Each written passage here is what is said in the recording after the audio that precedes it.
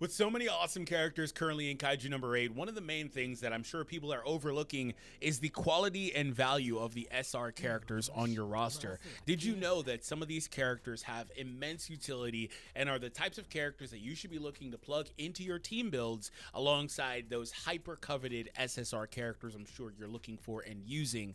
Let me know in the comments down below what your favorite SR is, and in today's video, I'm going to talk about my favorite SR and the ones that you guys should be looking forward to in this video. So make sure you do hit that thumbs up, subscribe, because 90% of the viewers aren't, and let's go ahead and get into it.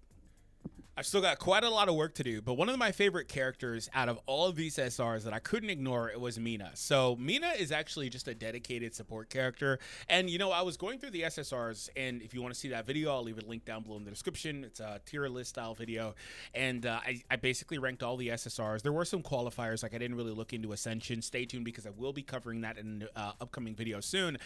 But I ultimately said that most of those characters are just trying to be DPS characters, which is what makes Isao, for the record, kind of stand out, because he's not trying to do that so much, and he can on his ultimate anyway. But all the other utility stuff, like supporting and healing, all that stuff is just on the SR characters. And so Mina was one that I instantly took up because she's got this morale type build. And so here's how she functions. So her special move here applies morale for 3 turns to a single ally, and morale gives that target 19% more damage and 19% more skill damage. Now this number is variable. It can change quite a bit because it depends on your skill level, of course, but that is at least the base level of this, getting damage dealt and combat skill damage. And then down here, after activating a normal attack or an ultimate attack, applies an attack increase of 38.4% for 1 turn to the units and allies that have been applied with morale. Now, like I said, don't dive too deep into this portion of it, but this second dupe actually extends the duration on that by 1 turn. And so if you haven't really looked into what these characters start doing, they start getting kind of insane. Like, for example, I hadn't looked at it at all in my SSR video, and one of the things I said was, hey, this character doesn't have like healing or something. Well, a lot of that stuff is just tied into the Ascensions, which for SRs is fine, I guess, but for SSRs that obviously will take quite a while. But that goes up and it gets kind of insane. But again, we're just mostly considering her at the base level. So how she functions is turn 1, you want to use Declaration of Resolve. She'll put the morale. You put it on your main DPS, somebody like Gen, somebody like Reno, or even Kaiju number 8. And then after that, you're going to be using the basic attack, and then that will apply the attack increase, and then you can keep that going from there with the attack increase and the morale, and kind of just do your thing. And then here, if an ally has a morale, she also gets a stronger ultimate hit, and it also does penetration damage equal to 105% of this unit's attack to a single Kaiju. So she doesn't have a damage move on her special skill, the Declaration, but she does hit really hard on her own ultimate.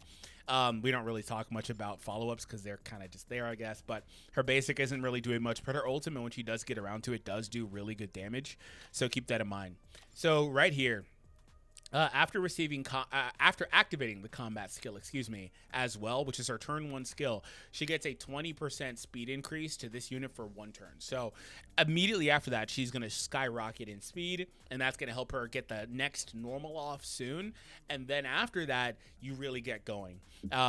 And she also has an ultimate gauge increase when the enemy is exposed. So she just fits really well with Gen, really well with Gen Artemis. So what is the problem with her? The problem with her is her base speed. She is quite slow. At 100, I use her a decent bit. One thing I noticed immediately was that it was typically like wave 2 before she got going. If she was able to apply this like in wave 1 early, she could really help you with progressing fast. But either way, and maybe there will be something I can do to min-max her. I'm not so sure. I'm still looking into unit parts and stuff like that. Maybe there's something here to increase her speed. There's some stuff here. Okay. So maybe that's what you want to do. But she's just kind of slow at 100 base speed, and that does hinder her a little bit. Another thing too, again, there's just so much to kind of cover. But you can also kind of make her double down on being a support character with a weapon, right? So on some weapons, you're going to have either damage increase effects, damage cut effects, like this one right here for allies, or damage increase effects. So the one I put on her, I believe this is the one she has. After the equipped unit attacks a Kaiju that already has a debuff on status ailment. No, this is the one that's on Reno. the equipped unit's ultimate gauge goes up. She has this one. I could have swore I changed it out. All right, so I guess if I was to do it live, at the start of the battle, applies damage taken reduction for 3 turns to all allies.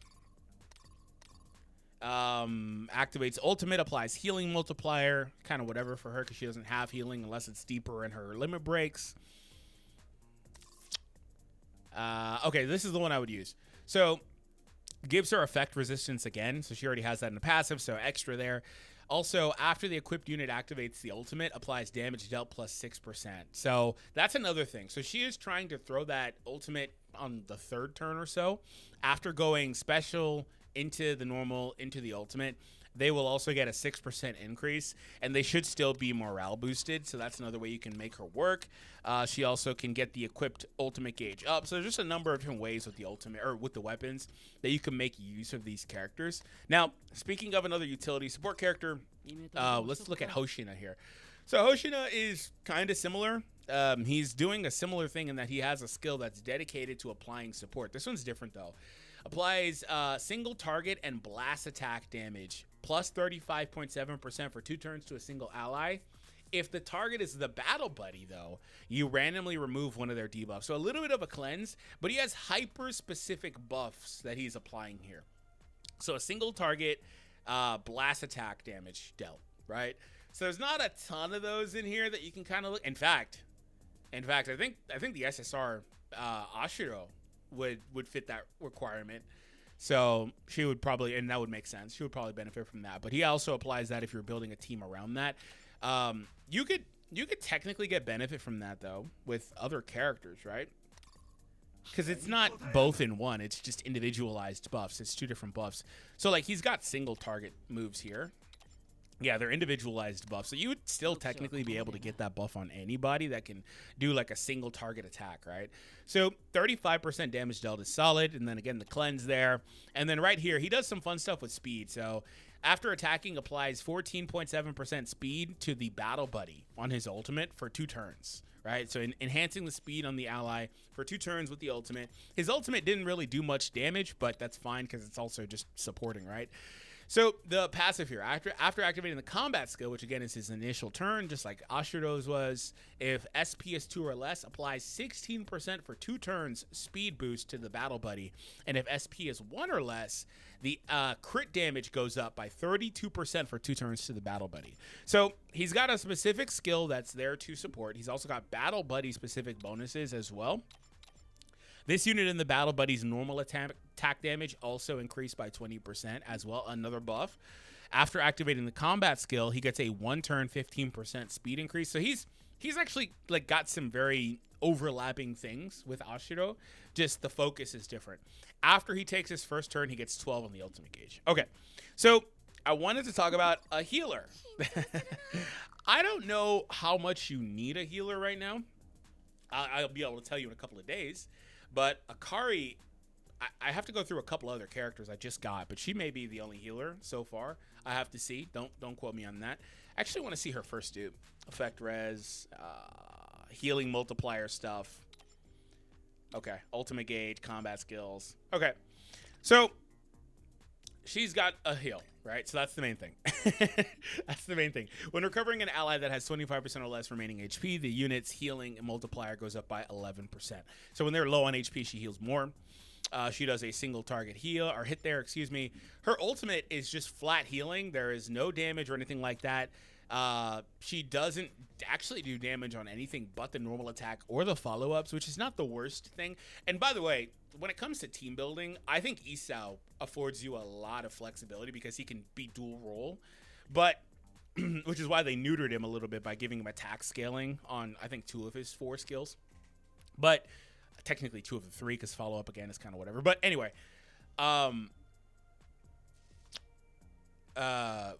yeah, well, anyway, what I was saying is that, like, when it comes to team building, I'm kind of settling on, I think you can just do 3 DPS and a support. So, like, if your support is a healer, as opposed to the kind I've showed you up to this point, I mean, you don't really need this character to be doing damage. The ultimate recovers all allies' HP equal to 9.5% up to plus 77%, or plus 77, my bad, that was very bad. 9.5 of this unit's max HP plus 77, my bad. Recovers a single ally's HP equal to 9.6% plus 88. After recovering, applies ultimate gauge charge rate to that target. So she's going to trigger the and this is different. This isn't just a flat increase like we've seen with other characters on their own passives. This is actually a rate increase. So the amount that they're healing per turn to their charge gauge for the ultimate, she's increasing that as well. So I think that's the only thing she does aside from heal and buff cleanse. So yeah, right here, fixed chance to randomly remove one of the enemies or one of the unit's status ailments. When remaining HP is 50% or less, this unit's chance of being targeted by Kaiju slightly decreases. She almost goes into like a stealth type mechanic when she gets low. And then that last additional passive just increases her healing. So healer characters, solid characters you can definitely look at. And those are, I mean, there are other SRs here, and I'm going to take a look at a couple more. But those are the main ones, I think, that provide a lot of utility, especially if you don't have, like, Isao. Or especially if you have high DPS characters, SSR characters, that can spearhead your team. You can plug in one of these characters, maybe two. I've been toying with Mina and Hoshina on my team. Not so sure I like it, but we'll see. You can plug in one of these characters and call it from there. Now, I wanted to kind of highlight some other characters as well, but those are the ones that I really, really enjoy because of the utility that they have that, frankly, the SSRs don't have as much. The SSRs have more cracked out duplicates, as you would imagine, but that's stuff that these characters have. All right, let's move on. And I wasn't familiar with Ryo's game because I literally just pulled him a minute ago, and he may be the best support in the game. Yeah, he may be. If I had read him first, because I didn't read him yet, because I, again, just got him, I would have talked about him. In fact, if there's an SR character I don't own, please let me know. Because there's no, like, codex or way to view it in the game as far as I know either. I actually want to see, again, the dupes. Applies speed plus 10% for 2 turns to this unit at the start of the battle. That's actually kind of nuts. That's kind of nuts, man. That's kind of nuts. All allies damage dealt. That 6th dupe is insane, too. All right, so let me just show you this. So these numbers aren't very high. Again, they can go up as you raise him and enhance the skills. But he is kind of funny because he's just quite literally a support character. He's not even trying, like, even like Mina, she like has that hard-hitting ultimate, you know, and then Hoshina has like that buddy stuff. He doesn't have any of that. He's just like, the whole team gets it. All other allies get attack increase of 13% at level 1, right? The ultimate applies a speed increase for 2 turns and damage dealt increase for 2 turns to all other allies. Now, this is an ultimate that literally does 0 damage, so it has to be strong, but all other allies get a speed increase and a damage increase for 2 turns. Then right here, this one, we're seeing another thing we just saw in the last character, deals damage, sure, but after attacking, applies an ultimate gauge charge rate plus 10% for 2 turns to this unit. So we're seeing that mechanic return, and so he's fun because he's a character that's designed to get out there, and he has okay base speed, actually really solid, especially with that first dupe. He's designed to go out there, try to throw that ultimate ASAP, and then kind of just keep looping that ultimate. And so here's the first dupe. He automatically starts with 60 on the ultimate gauge. That's huge, right? Like, again, feeds perfectly into the playstyle. This unit's normal attack damage goes up. A wasted slot, really, because it ain't never going to do no damage. But that last one, at the start of the wave, applies attack plus 10% for 2 turns to all allies. So at the start, he's doing another attack increase for everybody.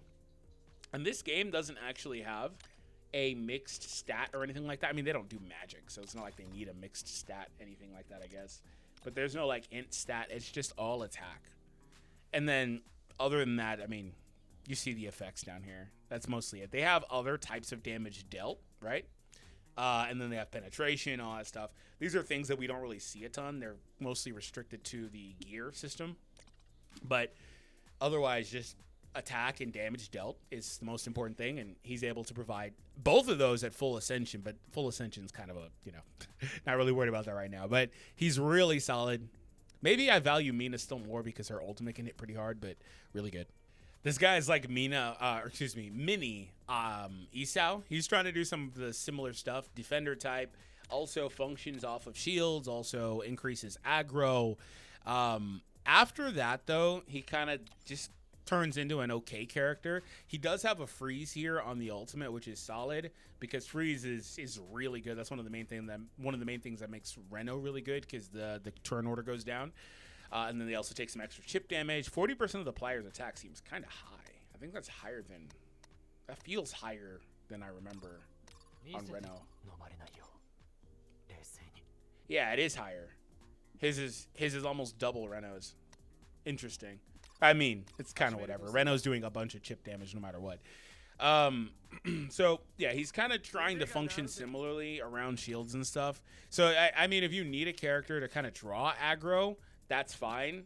I don't really think that this is like... I think it's either Isao or bust, personally. But if you need a character to draw aggro, then he is your man. I wanted to highlight Eiji, actually, because he's an attacker, so I don't really know that I would typically use him. But he does have a separate mechanic. A lot of these characters that are SRs don't really have one of these. All the SSRs do, but these 4-stars don't really have it so much. But anyway, he's got a separate mechanic that allows him to get extra crit rate and damage. He's designed around doing like a bunch of follow-up hits or stronger follow-up hits, and then if he knocks out a Kaiju, he gets a 2-turn attack increase. But he's got a stun here on the combat skill, which is kind of strong. that's kind of strong.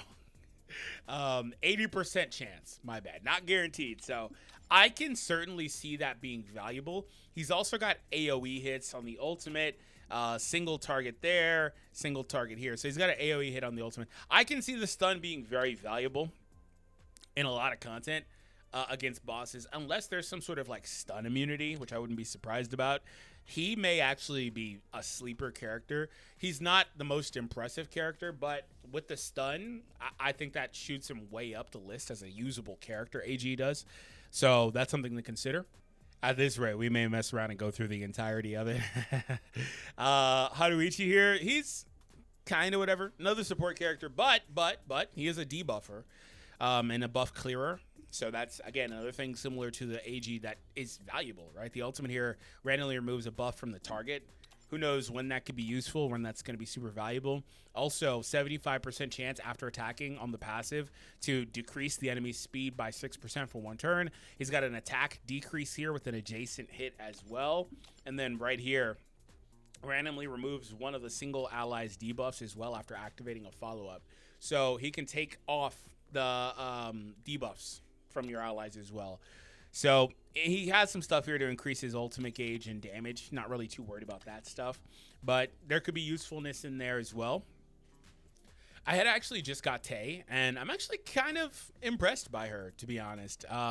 Firstly, she's another dual element and type, of course, so there's not a lot of elements in general, so that has value, right? She's also a damage over time, chip damage type character with a burn mechanic, so that's valuable too. When attacking with an ultimate or normal attack against a Kaiju that's in a burn state, you do extra 27% more attack for 1 turn.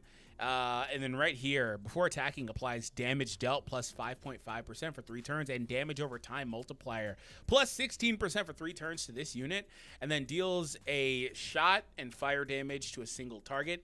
So the damage over time increase is going to be huge. Deals shot and fire damage equal to 65% of this unit's attack to a single Kaiju. After attacking, 80% base chance to apply burn for 2 turns on the target. After turn arrives, takes fire damage over time equal to 39% of the applier's attack. So here's how things work with her. Damage over time multiplier. Okay. I have to confirm with this if you want to use the ultimate before the combat skill for this damage over time modifier, or if it just retroactively works. I'd assume that's how it works. I'd have to confirm. But she's able to do that burn, and then the burn will trigger based off of her attack, which she will get an attack increase after activating an ultimate against the Kaiju for 1 turn, plus 27%. And then she, again, will just do extra damage no matter what as a result of that. But then this first secret passive, secret motive, damage over time multiplier goes up by 40%. Effect hit rate goes up by 16%. So was there a chance on this? 80% chance. So that's, this second dupe here is basically guaranteeing, right? Unless the numbers don't add like that. Maybe it doesn't add exactly that way. But basically with this, you're going to be much more likely to land it regardless. And then each time this unit destroys a plate, she gets an ultimate gauge up. So that's nothing crazy. But yeah, the damage over time, chip damage, is going to be really good against those bulky bosses. And especially if they're weak to fire. She's another character, and that's kind of the theme with these characters. She's another character where like you may just turn to these characters over time to start using them for specific reasons because you need to have something accomplished. So I wanted to quickly talk about Kafka. I should have talked about him earlier. Kafka is he's unique because he can actually transform, right? So we've got Kaiju number 8 in general, yeah, but we've also got Kaiju number 8 Kafka.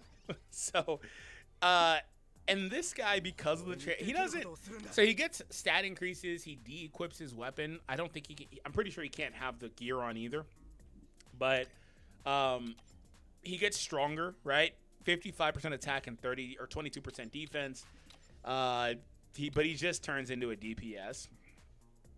He goes from being like a kind of like support character to being a DPS character. That's all. Attack AoE hit there though, so that's solid. Single target on the ultimate, single target there. So yeah, he turns into basically that, but he can't do it until he gets the ultimate off.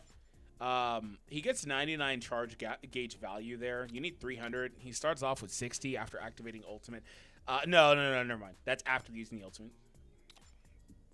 So you have to wait for him to get that off. So he's, aside from that, he's Kafka. So I mean, that should explain it. The last one I wanted to look at, we're going to look at him live. I haven't actually seen what Keiji does, but he's a support character. I'm curious what they gave him. If an attack is not received for one turn after attacking, apply stealth. Oh, there's a stealth mechanic, literally, to this unit. This does not apply if he's already in stealth state. After attacking while in stealth state, deals shot damage equal to 50% of this unit's attack. Okay. So he gets, what, an extra attack off, or it just multiplies by another 50% or so? Deal shot damage there on the follow-up. Shot damage here. 224 of this unit's attack to a single target. After attacking, has an 80% chance to apply a stun. So there's another stun on the ultimate there. Okay. This is a single target move. Shot damage equal to 54% of this attack to the single target. After attacking, 80% chance to apply poison. For 2 turns. Poison is after 2 turns. No, after turn arrives, excuse me. Takes damage over time equal to 5% of the target's max HP. Oh, well, damn. Oh, look at how they did that last part. Because that would have been... He might have messed around and been one of the most broken characters in the game. With the poison effect, because it's not worried about you, it's worried about them. You know how insanely that would scale against hard bosses late in the game, in this like a year for like whatever, right? That would scale so insane. In fact, we saw something similar with solo leveling where they had to retroactively break the poison damage, it was poison damage. So this damage will not exceed 128% of the applier's attack. So you still need to have him pretty invested in, but he does still have a cap because he just doesn't. I'm pretty sure he doesn't really have attack increases. He gets 15% there. So he needs like literal flat attack increase. Look at that attack stat. Jesus Christ. As a support character, I know it's going to be just ass at max. Like I can't pull it up here. I'm sure it's terrible at max. So that's where like 128% is going to be nothing crazy. So you may have to really min-max him with weapons and uniparts, and hopefully his ascensions have attack increases. SP will not be consumed in stealth. Ultimate gauge goes up after defeating a kaiju. After activating ultimate, randomly removes one of the target's buffs. Is it the 6th, dude? No, there is no attack increase. Before activating a combat skill, has a 100% chance to apply damage taken increase. Oh, that's nuts. By 10% for 2 turns to the target before activating the combat skill.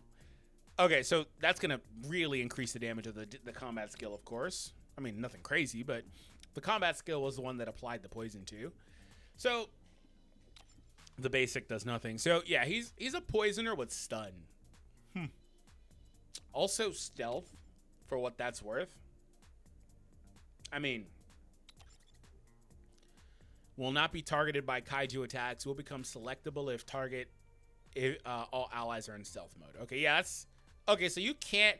Stealth is kind of interesting because you can't get to him, and he may just keep on reapplying poisons and stuns. Huh. So he does have his limitations, but he's not bad. He's not bad. Effect hit rate goes up, but that, again, is probably only for the ultimate, which is 80% once again. No, they're both 80%, so that's great. When attacking a kaiju in the poison state, do extra damage. This unit deals extra damage. Could you imagine if it said allies do extra damage? That'd be so nuts. But, yeah, ultimately, though, I mean, those are the SR characters, I think, most of them anyway, are really solid. So just to recap, you have niche use cases with some characters that I think could be useful. Like Kota here, I forgot his name, knockoff Isao if you needed that, if you needed the shields. You also have you have some, between all the different support characters, because this is where they all are, you have healing, you've got the healer that we talked about earlier, you've got the buff clearing, the support, debuff clearing, all that stuff. Like, you've got debuffs on the enemies, like, you've got a bunch of different things. So it kind of just depends what you're looking for. You got a solid damage over time fire element attack character if you need that for whatever reason. Of course, Kafka is here as a transformer, and yeah, so there's solid utility here. But I still think that the most important thing is to try to grab those supports and put them alongside your main DPS's characters and stuff like that. So if you haven't seen the video that I did where I talked about the best SSRs, right, I ranked them and all that stuff, you can click the video on the screen right now, which should take you directly to it, and you can kind of use that as a follow-up to the information that we discussed in this video to make your ultimate team. And yes, that video will be coming soon. I just need to practice a few other things.